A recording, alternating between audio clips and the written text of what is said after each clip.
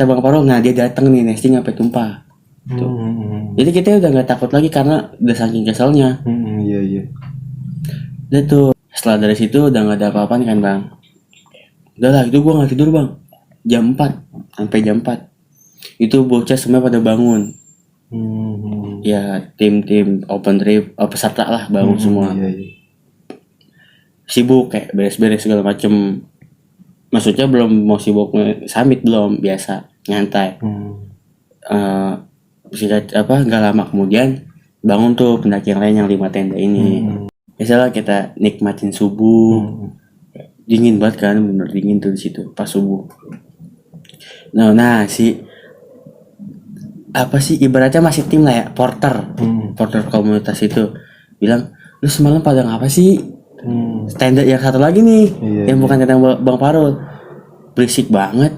Lalu denger Bang, gue langsung gitu kan, denger. Cuman gue nggak mau ngerespon, gue takut dapat bisnisnya juga. Dia denger Bang, tiga orang ini denger, dia malah tawa-tawa katanya, kayak teriakan gitu. Gue yang bertiga-tiga itu kayak Bang Parul langsung ditanya, lu ngapa Bang semalam teriakan? Nah yang cewek itu ngapa? Lu ngapa Kak? Berarti dia emang tahu semua ya? Tahu, cuman dia nggak mau bangun ataupun kayak, nah gue bilang parah lu berarti nggak mau ikut susah gue. Iya. Lu sendirian lu, gue diteror lah ibaratnya. Ya habis gimana Bang, gue penakut. Gue bertiga pengen keluar, jadi kita bertiga nahan gue itu Bang. Udahlah nggak usah dibahas. Singkat cerita, ini gue singkat ya, jam 8 tuh Bang. Karena kita kan udah beres-beres semuanya. Kayak tadi itu sebelum mendaki itu kita sarapan. Setengah 8 lah kita sarapan. Jam 8 itu mulai kayak, ayo mau sampai jam berapa biar turun agak sorean. Kata Pak Parul, sekarang ya Bang, sekarang. Ya udah tuh, itu semuanya muncak kan. Kayak apa sih namanya? Nggak ada yang ditinggal lah, semuanya muncak. Rame-rame tuh 15 orang ini gabung sama 5 pendaki, 5 tenda itu. Lumayan rame juga dia. Jalan ke itu ya sejam lah, kisaran sejam lebih. Dari pos 7 ke pos 9-nya kan lumayan lama. Terus nambah lagi puncak. Dari pos 9 udah deket tuh puncak. Nah setibanya gue di pos 9 itu pagi Bang. Masih pagi padahal sejam 9-an lah. Gue ngeliat perempuan yang cewek yang semalam itu, yang kemarin gue di sama dia. Gue ngeliat sebelah kiri dari trek jalur mau ke arah puncak.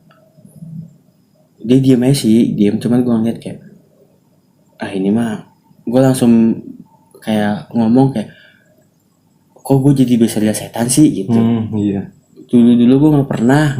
Kalau emang dia setan berarti gue kok masa ngeliatin mulu, salah gue apaan? Gue bingung, cuman dia baik kan, maksudnya ngebuat kaki gue gitu.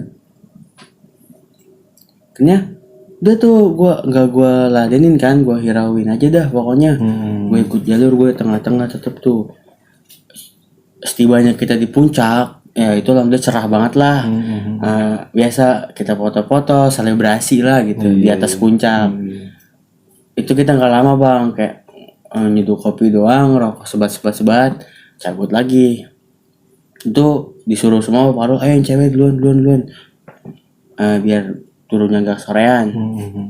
Karena kan yang cewek-cewek lambat banget nih. Nah, gue nggak tahu kenapa Bang, duluan ya Bang. Gue masih pengen di sini. Maksudnya kan gue masih bisa Uber lah dari puncak ke pos 7 kan, dia belum bikin tenda segala macam. Jadi gue bisa lari. Cuman sejam.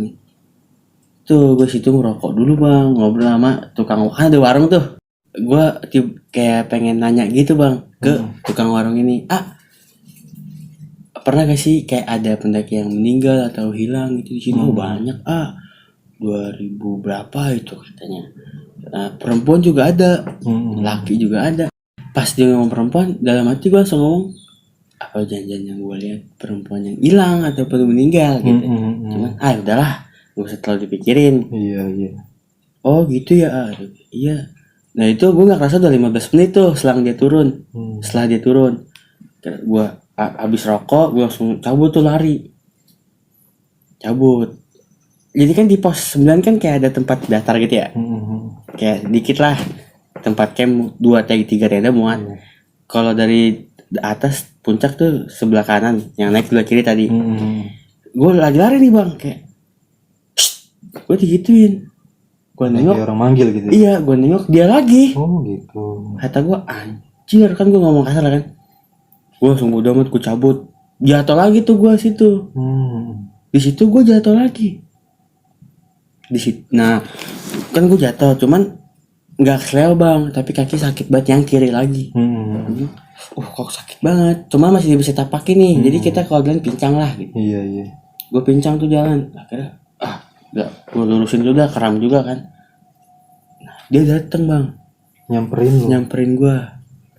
Nyamperin gue, tapi biasa kayak ketika dekat ini dia nggak serem banget mukanya bang, cuman pucat doang. Iya. Nah di situ gue langsung dibelengin. Gue ibarat ngelihat kayak pendaki lain. Gue nggak mikir kayak ini setan atau gimana. Jadi kayak, nah dia ngomong gini bang, udah di sini aja, udah ketinggalan jauh sama yang lain. Oh gitu. Gue langsung ngelawan tuh, ogah banget gue. Ya kali gue tinggal di mari ya kan. Gue sendirian, gue punya rumah, ntar gue viral, gue gituin tuh. Terus dia langsung kayak marah gitu. Kalau dipanggil nyamperin, jangan main lari-lari aja. Yang tadi ya udah sembuh, sakit lagi tangan tuh, kaki. Gue langsung mikir dong. Mikir kata gue, astagfirullahaladzim, gue langsung gitulah pokoknya. Gak ada tuh bang. Tiba-tiba iya hilang banget, sumpah nggak bohong gue. Anjir, gue ngomong sama setan gitu. Gue hampir kayak ya ibarat gue pribadi ya, itu gue ngerasa pengen ke bawah lah. Langsung cabut lagi tuh, kaki gue udah gak ngerasa sakit lagi tuh. Tiba-tiba singkat cerita nyampe gue di base camp, di pos 7. Udah rapih banget bang. Ternyata turun dah ya. Iya. Apa gue selama ini di puncak di jalur cuma kejanggalan dikit dong, berapa menit. Dia udah rapi banget, udah tinggal nungguin gue dong, tinggal masang carrier cabut. Gue bilang, gue minta maaf kan bang, kenapa tadi jatuh lagi selayo. Oh ya udah yuk, aman jalan tuh dari pos 7 kan. Pokoknya itu ini gue singkat ya bang. Jadi kalau pos 7, pos 7, pos 6, pos 5, pos 4 itu nggak ada apa-apaan bang, biasa. Nggak ada kendala, aman, yang cewek-cewek juga. Itu bareng tuh gue bang, dari pos 7 kita dari pos 7 ke pos 6 bareng, masih gue sama dia pada bareng di pos 6. Biasa kita istirahat dulu, lanjut jalan lagi ke pos 5, kita makan siang. Dari pos 5 terobos tuh pos 4, pos 3 lah. Nah gue kepencar ini dari pos 4 mau ke pos 3. Oh, posisi lu misah di situ. Misah. Gue karena paling belakang tuh. Salahnya gue, ayo bang cepet bang, keburu sore. Takut hujan, emang udah mendung juga bang. Ya bang siap, duluan aja. Jadi kan gue ya adalah 30 langkah mah dari dia, pada lumayan jauh. Gue di sini, dia di lumayan depan banget turunan. Ya bang siap bang, duluan aja. Gue bakar rokok lagi tuh, karena gue emang demen banget kayak di hutan gitu bang, sunyi. Karena gue ternyata itu ngerokok. Ayo mau bareng gak? Tiba-tiba dia begitu depan gue jalan. Tapi itu pendaki bang. Pendaki yang gue lihat kemarin itu yang nolongin gue, perempuan. Yang 3 orang ini? Iya. Gue nikmatin suasana hutan, biasa kan sunyi, itu enak lah, adem, sejuk. Kan gue duduk sambil kaki gue begini sambil ngerokok, yang satu selonjoran. Di depan gue ada nih cewek. Ayo bang lanjut bang, bareng gak? Ayo bang bareng bang, lanjut gak? Gue nengok ini, lah bukannya tadi udah turun duluan kak? Soalnya dia udah turun duluan, Samirnya juga duluan dia. Yang 3 orang ini dia turun duluan kan? Enggak, orang baru banget beres, yang cowok mana? Udah di depan gitu. Berarti yang cewek itu sendiri? Iya. Terus kakak kok sendiri? Iya tadi soalnya aku capek banget, dia bilang. Makanya suruh duluan aja. Yang dia sama cowoknya, sama cowoknya dia, sama temennya juga. Cowok aku suruh duluan sama cowok temennya. Oh udah yuk bareng yuk, gue sambil ngerokok kan. Nah duluan kak, dia kan tadi bilang gue duluan kak. Iya, gue sempat gini, janjiannya kemarin nih gitu. Tapi ini bukan mukanya, kata gue. Cakep lah ini mah kan, orang cakep banget. Ya udah gue ikutin jalan tuh bang ke arah pos 3. Nyampe tuh bang, tadi pos 3. Pas gue masuk pos 3 itu trek jalur bener-bener beda banget, bener-bener banget beda sama yang sebelum gue naik itu bang. Soalnya bercabang, ada kanan, ada kiri, ada bercabang gitulah. Ada 4 jalur, yang lurus tuh nggak ada. Lah kok ini beda sih? Nah gue kayak gitu bang, si cewek ini beda apa? Sama kok bang, sama kok A gitu. Ayo ikutin saya, mana kanan? Udah gue ikutin tuh bang, ikutin. Itu gue nggak sadar ya, maksudnya ya kalau gue sadar mungkin gue paham sama jalur, tapi kok beda banget kanan nih. Tapi itu semakin nanjak kok nanjak kata gue.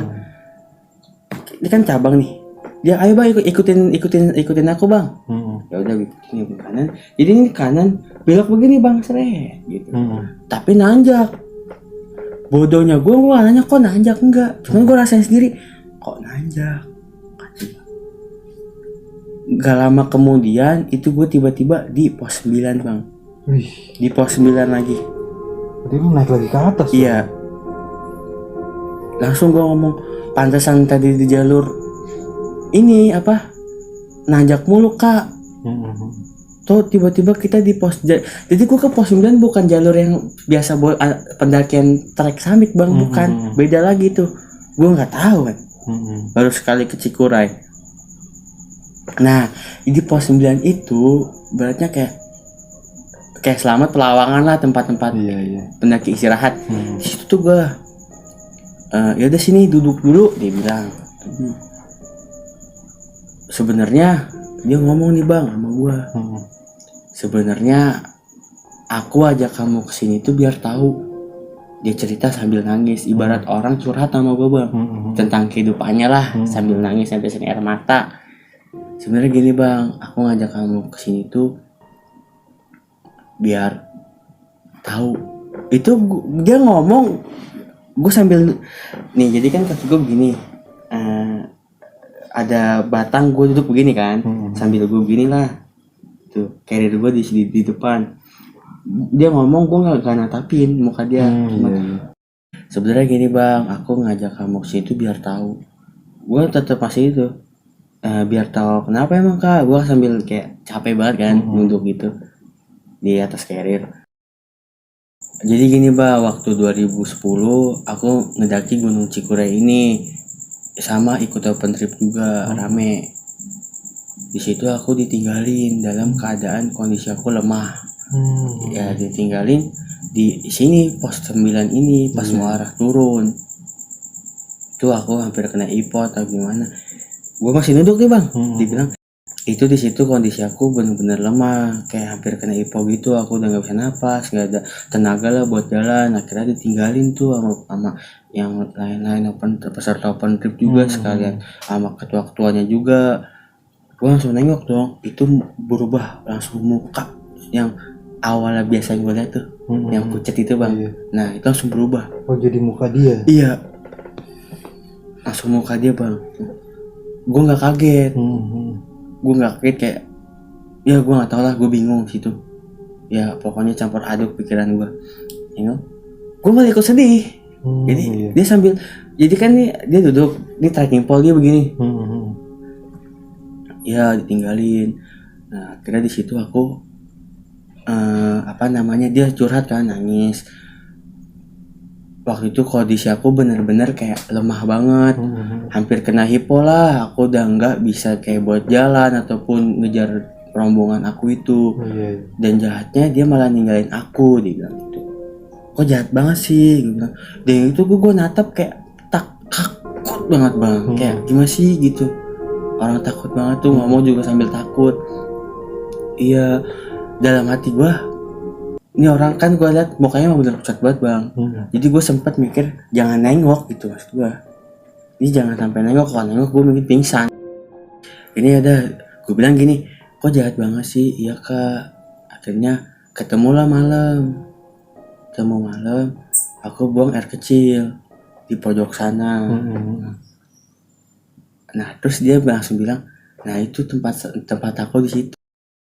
Gue nggak takut, sumpah gue nggak takut, kayak apa sih, pokoknya gue udah nggak, ibarat ya bisa dikata nggak sadar atau gimana, tapi gue di situ sadar.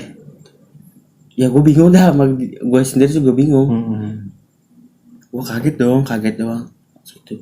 Iya, waktu malam aku baru kecil jatuh lah dia. Nah, dia cuma bilang gini, langsung disingkat tuh sama dia, padat. Intinya tolong ajak aku ke bawah. Oh, dia minta turun. Iya, tolong ajak aku ke bawah.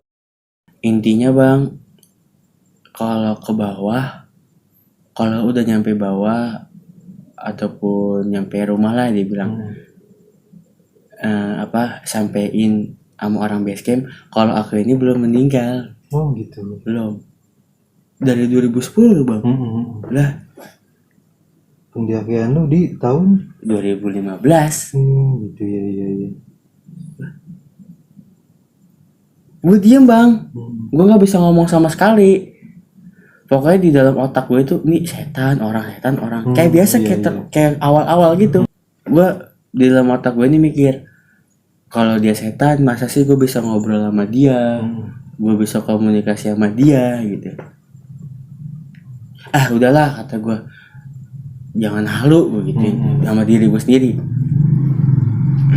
Saya dikit lagi. Yaudah nih, saya mau turun. Udah sore, takut kemalaman ntar ketemu malam, takut. Mungkin temen gue nyampe bawah kali ya. Itu udah jam 5 bang. Iya, dia bilang yaudah, aku ikut turun. Gue suruh jalan duluan bang. Yaudah jalan duluan bang. Udah dia di belakang gue nih, turun lewat jalur biasa, pendaki, trek jalur pendaki lah biasa. Pos 9, pos 8 itu masih bareng. Jadi gue merasa nggak takut bang, bener-bener kayak manusia. Tapi ngobrol lu. Ngobrol ya? Gue ngobrol kayak, ya biasalah ngobrol gimana sih. Iya di pendakian. Pas udah di pos 8, istirahat dulu ya, pegal nih. Itu gue nggak nengok bang, kayak pas gue duduk, dia nggak ada bang. Oh gitu. Dia nggak ada. Soalnya dari pos 9 mau ke pos 8 itu masih bareng. Gue bilang istirahat dulu ya, pegal kaki. Gue duduk tuh, gue naruh carrier, gue nengok kok dia nggak ada. Gue nggak jadi istirahat bang, langsung gue pakai carrier lagi, cabut beret, lari gue bang, cabut. Gue nyampe itu saking ngebutnya gue ya bang, sampai kaki gue tuh berdarah-darah sampai base camp pokoknya. Karena selayok lah apa segala macam, saking paniknya. Ya emang membahayakan diri sendiri, tapi gue panik banget bang. Dan di situ gue benar-benar sadar kalau itu adalah setan. Ibaratnya kalau bahasa gue lari, nyampe di pos 3 gue ketemu malam. Ketemu malam, gue berdoa lah ya Allah, jangan sampai ketemu cewek itu lagi, jangan sampai. Gue nggak lari tuh karena malam. Gue masang headlamp gue itu udah redup banget bang. Baterai gue tinggal 20% kan. Akhirnya gue bantu lah pakai HP center di tangan. Gue dari pos 3 itu kan lu nggak begitu jauh banget tuh, maksudnya nggak sampai berjam-jam, 40 menitan lah. Sebelum pos 2 itu sebelum lah 100 meter lagi lah yang gue kira tuh nggak begitu jauh. Itu gue ketemu kakek-kakek. Dia kayak bawa apa sih, arit, pakai topi liukang lah ya kan, topi sawah. Kayak mau kemana, gue tegur. Mau ngambil bambu. Set malam-malam ngambil bambu. Udah kan, yaudah lanjut kek. Mohon ngomong sudah lah. Dia ke atas, gue ke ini. Gue nengok ke atas, penasaran dong, masih ada bang. Ya udahlah berarti warga sini. Di situ gue takut tuh karena ketemu kakek. Bener-bener takut banget. Gue sedikit ngebut kan, pokoknya selama dari pos 3 dari pos 3 ke pos 2 itu kan gue ketemu kakek. Tiba gue di pos 2. Di situ gue udah, ya udahlah gue istirahat dulu bentar, nenangin diri. Udah nggak begitu jauh kan, yang gue pikirin dari pintu rimba ke base campnya jauh banget. Mana sawah mulu, lebih serem kan kalau kata gue mah. Ya udah tuh gue duduk dulu, gue sebat. Nah pas gue lagi ngerokok bang, duduklah istirahat. Itu spontan kayak langsung gue ngedenger suara air terjun, deras banget kayak curug lah gitu. Gue pikir angin, soalnya gue liat pohon-pohon nggak terlalu buruk, nggak kencang banget, kayak wajar lah gitu, goyang-goyang, angin sepoi-sepoi.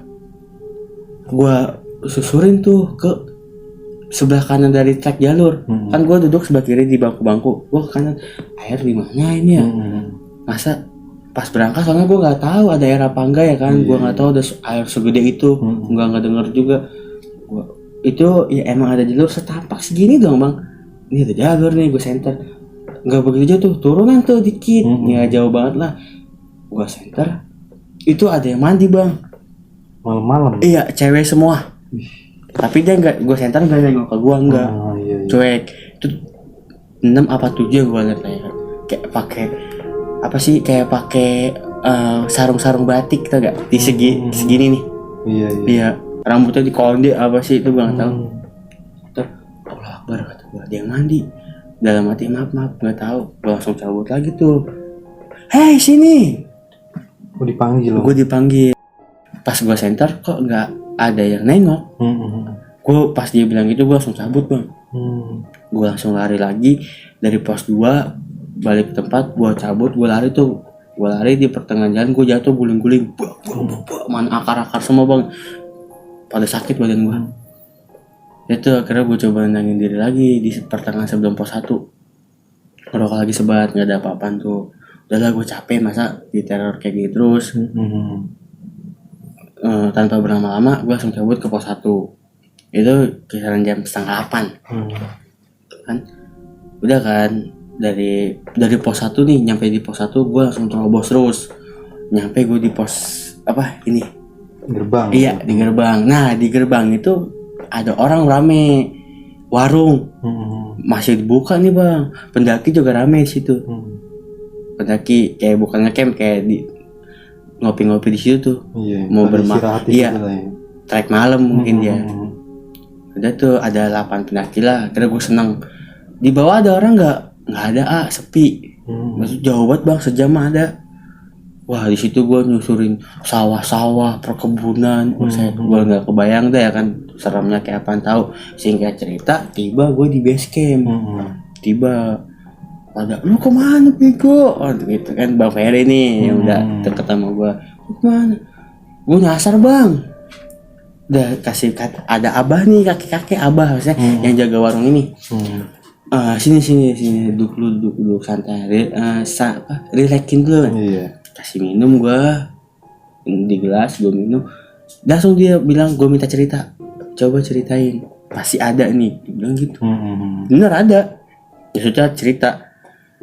Jadi kayak selama pendakian itu gua bilang, gua panggil dulu cewek ini yang haid sama yang tadi nemenin gue itu, ternyata nyerupain doang. Gue panggil tuh bertiga sama Bang Ferry berempat. Bilang, bang, yang lu teriak-teriak itu nggak bang? Kepala gue kayak ditarik, digangguin juga. Nah, yang cewek yang gue bilang, lu kenapa yang teriak-teriak itu? Padahal gue ngeliat, gue nanya lu tuh. Gue kayak yang nindihin, terus gue ngeliat segala macem lah dan jalan. Nah itu juga gue ngeliat, cuman gak ngomong. Pas lu kesurupan itu gue ngeliat sosok perempuan. Nah gue pas bilang sosok perempuan, abahnya kaget. Perempuan serius? Gimana wajahnya ini? Ntar lu bah, jadi waktu saya ke Selaya di pos 3 yang mau arah pas kemarin itu, sebelumnya saya mulai trek naik gitu, Selaya tuh di pos 3. Nah terus saya kan bukan ditinggalin, saya kan belakangan nih, yang lain kan katanya duluan. Nah iya tuh bener bang Amit bener gitu. Lalu temenin kan sama si ini, ditemenin. Nah iya bang gue temenin. Nah terus gue langsung nunjuk ke ceweknya nih. Lu ninggalin, lu bilang katanya mau ngambil HP kan? Iya. Lu balik lagi gak? Enggak bang, enggak, katanya bilang gitu. Enggak bang, enggak balik lagi. Set, kata gue. Tapi lu balik lagi yang gue lihat. Itu muka lu, bajunya cuman beda. Nah cewek, kaki gue suruh selonjorin, terus dipencet-pencet, dilihat. Nah dia bilang tunggu dulu ya. Ke arah situ bah, kayak bukan lembah sih, kayak kebun-kebun, hutan, iya semak-semak. Balik lagi tuh bah, ngambil air tapi kayak pakai gelas dari bambu bah. Terus. Nah di situ dia ngurutin tuh, kayak ngoles-ngolesin. Terus saya penasaran, coba lihat. Pas lihat tuh belatung. Pas saya kaget, itu mukanya pucat banget, beda, matanya putih semua sambil nyengir. Udah tuh digangguin terus sampai tenda. Terus kita summit rame-rame, saya pas turun belakangan saya ketemu lagi, terus jatuh, gue cepetin kan, bang kita bareng kan dari pos 9 tuh tempat camp, dari kita summit pos 9 terus tempat camp, lu udah rapi-rapi, kita bareng kan, iya bareng, lu pos 3 apa yang gue bilang dulu, buruan keburu hujan, takut ya udah keburu malam. Nah situ bang, sebelum pos 3 itu gua kan istirahat, ada pendaki cewek yang nolongin gue, tau gak? Nah itu dia udah turun duluan, gila sama orangnya satu base camp. Dia ikut timbrung lah, rame pokoknya itu kan. Nah terus gue nyampe pos 3 itu udah beda bang jalurnya sama yang kita sebelum naik, sama yang gue turun juga tadi. Itu jalurnya banyak banget, ada 4 kanan kiri, ada kanan kiri lagi. Gue diajak ke kanan, kata gue kok nanjak, tiba-tiba gue di pos 9 lagi tuh jam 4-an, jam 4:30 sore. Buset. Nah si Abah ini langsung paham itu gimana itu. Iya bah, dia bilang ngobrol-ngobrol waktu itu ditinggalin segala macem, terus katanya saya suruh nyampein katanya dia belum meninggal. Nah langsung Abah ini nerapin cerita gue nih, langsung ceritain semuanya. Iya waktu 2010 sempat rame ada pendaki perempuan, kalau nggak salah dibilang gitu, kedap ya, tar dulu sebentar, masih ada fotonya disimpan sama dia, dokumentasi yang pendakian meninggal ataupun hilang tersebut disimpan semua, data-datanya. Rame tuh foto-foto ada cowok-cowok kayak di buku gitu, data-data lah di lembaran. Yang mana? Nih 2010 ini waktu itu cuma satu orang cewek yang namanya Reni. Dari Tangerang dari Cipondo. Gue nggak kaget kan, karena emang udah bodo amat kan. Gue bilang sebelumnya udah kayak gitu.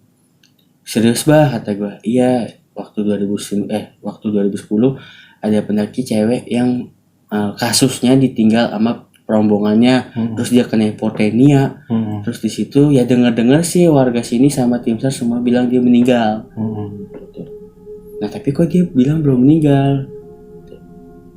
Itu mah mungkin jin kalian nyerupain. Tuh. Udah aslinya dia udah meninggal. Iya, ya itu jin nyerupain dia. Gak usah diladenin itu mah. Oh berarti bisa ngeliat juga ya gini. Gak tahu, baru kali ini di Cikuray dulu 2015 itu baru sekali gue ngeliat. Sampai malah terus sampai sekarang. Jujur aja. Kayak sekarang ini lu terus-terusan bang. Gitu. Awal 2015. Ya panjang lah ceritanya. Jadi gitu ya bah. Ya udahlah, akhirnya gue ditenangin, terus pada pesan makan dimasakin nasi goreng, gue kan makan. Udah tuh kita bermalam dulu, pagi jam 4 kita kan singkat cerita, jam kita tidur, pokoknya lelah batu gua. Tidur bangun semua jam 4:30 lah. Habis setelah subuh itu cabut kita ke Jakarta. Subuh. Senin. Kita berangkat Jumat malam, Sabtu. Berarti Senin subuh lu balik tuh. Iya, Senin. Alhamdulillah nggak ada apa-apa bang. Dari base camp, Cikuray, Kirajanggot, Garut semuanya kita lewatin. Yang tiba di Jakarta itu sore jam 3. Berarti dari pagi lu sampai Jakarta jam 3 sore udah ya? Iya, gue berangkat jam 5, nyampe jam 3. Dari situ biasa pulang masing-masing, udah enak, tenang, nggak ada apa. Ya udah, itu doang yang bisa gue ceritain. Nah, jadi itu sob, cerita tentang pengalamannya Bang Hamid waktu ke Gunung Cikuray ya, via Kirajanggot ya. Iya. Di sini gue mau tanya sedikit nih Bang ya. Tadi kan gue udah sempet denger ya lu banyak ngalamin kejadian ya di gunung itu ya. Sampai ada sosok cewek yang terus-terusan ngikutin lu kan. Iya. Dari pos 2 sampai puncak, bahkan sampai turun lagi ya. Bahkan lu sempet diajak lagi ke atas Bang ya. Nah ini gue mau tanya Bang sama lu Bang, sosok cewek itu Bang, dia selain mukanya pucat Bang, tampilannya ini gimana sih Bang? Maksudnya nih dia pakaiannya nih bener-bener pakaian biasa apa? Pendaki. Pakaian pendaki. Oh gitu ya. Kayak ya pakai jaket sih enggak ya, kayak pakai baju kaos. Ya pokoknya baju kaos dia panjang aja, lengan panjang, kaos baju kaos dia biasa kayak baju kaos kita nih. terus rambutnya nggak diikat gitu, Hmm. biasa aja, nggak terlalu panjang segini lah. Berarti emang cuman mukanya aja agak pucat. Iya. Ya. Serem juga sob. Nah, dari sekian banyak rombongan lu itu, kalau gue lihat-lihat gitu dari cerita lu ya, ini cuma beberapa orang aja sih yang peduli sebenarnya. Betul. Jadi di acara trip itu yang seharusnya kita itu benar-benar solid sama satu tim. Tapi dari cerita lu ini tadi gue dengar kayaknya nggak terlalu solid bang. Betul. Iya, kalau bisa dibilang ya masing-masing gitu ya. Iya. Pada masing-masing. Nah, jadi itu sob ya, tadi udah kita dengar semua tuh ya. Sampai penjelasan si Abah yang punya base camp. Iya.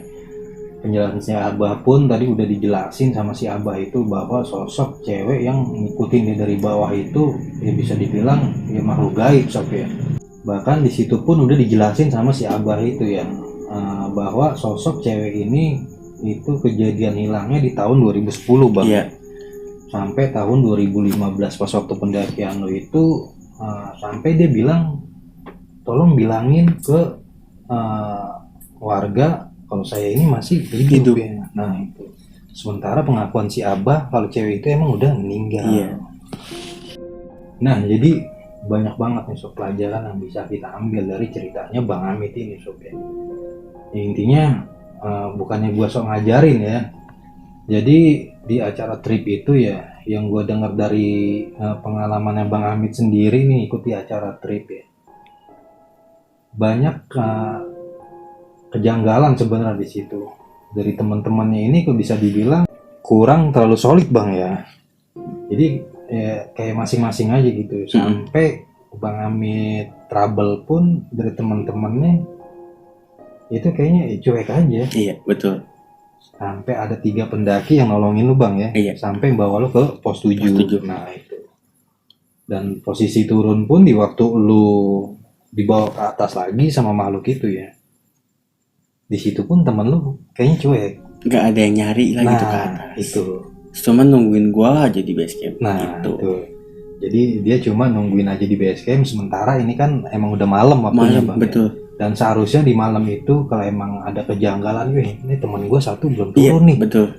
Gimana nih? Apa kita cari lagi ke atas? Nah, betul, itu gitu. seharusnya. Tapi dia malah nunggu di base camp. Ya. Jadi kurang solidnya itu ya gue bilang ya kurang bagus juga sih bang. Betul. Karena ini kan menyangkut nyawa seseorang. Nah, kalau misalkan ya amit-amit sih nih ya. Iya. Tahu lu turun, tahu dia digotong-gotong nih kan sama Iya, ranger apa dievakuasi kan itu bahaya banget. So. Nah jadi itu aja sob ya cerita di video gua kali ini. Buat Bang Amit gua ngucapin makasih bang ya. Siap. Udah mau mampir di channel gua ini. Dan buat teman-teman yang sekiranya mempunyai cerita ataupun pengalaman seperti Bang Amit ini, bisa langsung DM aja di Instagram gua @bekasipecinta-alam sob. Dan gue ngucapin makasih banyak buat teman-teman yang udah nonton video ini sampai selesai. Oke, cukup sekian dari gua. Assalamualaikum warahmatullahi wabarakatuh. Salam lestari. Terima kasih bang ya. Siap bang.